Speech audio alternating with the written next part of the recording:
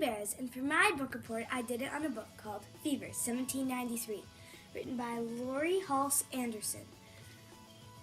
The main character in Fever is a girl named Matilda Cook. Her nickname is Maddie. She is a 14-year-old girl growing up during the yellow fever epidemic. She is a lot like most teenagers. She fights with her mom and has a crush on a boy named Nathaniel and has big dreams. Some text evidence of these traits include: she tells people at the hospital her age, 14, turning 15 in December. Mrs. Epler was right. I was thin. Yellow fever had taken away my vanity. The shape of my face, for all the world, looked like my mother. Her nose, her mouth, but my eyes were mine. Her grandfather describes her as looks like a China doll. A man in the coffee house shop says, "Why, she's grown into a fine young lady."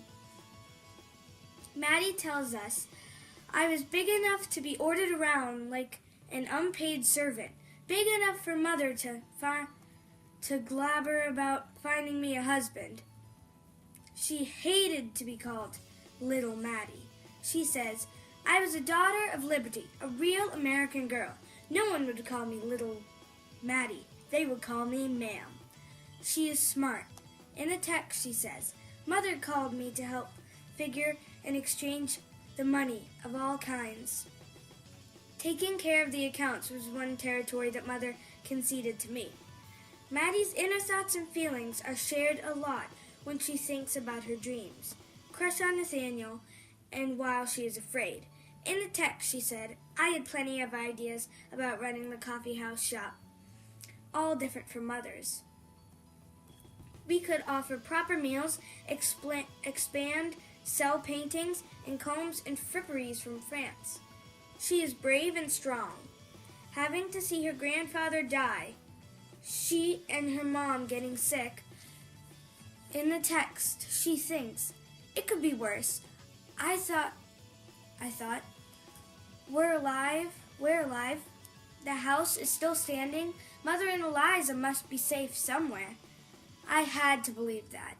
The fever would be over soon, and our lives would return to normal. I had to stay strong, and our lives would return to normal. I had to stay strong and clever and find something to eat. She fights off thieves, breaking into her house. I swung the sword and gashed the thief's shoulder. She worries and is afraid to be alone, but always keeps going. I was Maddie Cook, daughter of Lucille, granddaughter of Captain William Cook of the Pennsylvania 5th Regiment. I could read. I had and figured numbers faster than most. I was not afraid of hard work. I would set my own course. Maddie is a fictional character. She is historically significant for living through the yellow fever epidemic. The setting in the story takes place in August through October 1793 in Philadelphia. Some text evidence is, my city, Philadelphia, was wide awake. The rooftop of the State House where the Congress met was visible. On a clear day, I could see the masts of the ships tied up on the waves of the Delaware River. It was the largest city in the country at the time, and where government was based. Maddie's family coffee shop was a place people gathered to conduct business, talk politics, and catch up on the news of the day. Text evidence: my father built our home and business after the war for independence in 1783. It sat just off the corner of 7th and High Street. President Washington's house was 2 blocks away. Part of the story takes place at Bush Hill. Text evidence: the city had turned a mansion on Bush Hill into a hospital for fever victims. There were rumors that it was a bad place, but when she is there, it's not. This here, Bush Hill, is not the same Bush Hill of last week. Mr. Stephen Girard, Lord bless his name, has taken over and turned this into a right proper hospital. The effect setting has on the story is it changes the population of Philadelphia and makes everyone flee the city afraid of getting sick. It turns the city into a ghost town. The story would be different if it took place in a different setting because there might not have been an epidemic. If it were in modern times, now we have vaccines for yellow fever, so the epidemic might not have even happened. The main problem in the text is yellow fever. Now I'm going to give some text evidence to support this. The yellow fever outbreak that struck Philadelphia in 1793 was one of the worst epidemics in U.S. history.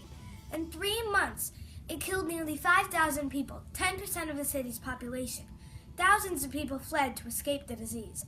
Congress adjourned on schedule, and its members left town, along with George Washington and Thomas Jefferson. The yellow fever epidemic was solved by people fleeing the city to avoid getting sick. When the frost came, it killed all the mosquitoes that were spreading the disease. Then it was safe for people to come back. The problem affected the characters in the story by first Maddie's mother getting sick and the doctor saying, quote, "Yellow fever, William. There's no doubt about it. I advise you to send Matilda out of the city at once." Maddie and grandfather flee the city and Maddie gets sick herself. Later, she wakes up at the hospital. Quote, "Where are we and how long have we been here?" Mrs. Flagg was all business. "No one told you? Poor little chickie. You're at Bush Hill, and a good thing it is you are." After Maddie gets better, they return home to find their house ransacked and the city empty. Next, burglars break in, and grandfather is killed in a struggle. Text evidence. "Don't die." I couldn't hold the words back. "Please don't die. I love you." After grandfather dies, Maddie wanders the streets looking for information on her mother. She finds a baby whose family was killed by the fever. Her name is Nell. She takes care of her. She finds Eliza, a woman who worked in the coffee house. She takes them in and all is well. They decide to reopen the coffee house as a partnership. Then the first frost comes. Text evidence. "Look, Eliza," I cried. "It's frost, the first frost, the end of the fever." All the sick people start to get better, and with the coming of George Washington, Mother comes home. The illness has made Mother too weak to keep going, so Maddie's dream of running the coffee shop comes true. I myself enjoyed the book Fever because it's historical fiction, so you get to learn a lot, and you can't learn everything in school, so most of it is like Paul Revere and the Revolutionary War.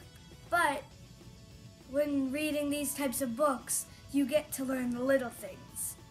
Thank you for watching!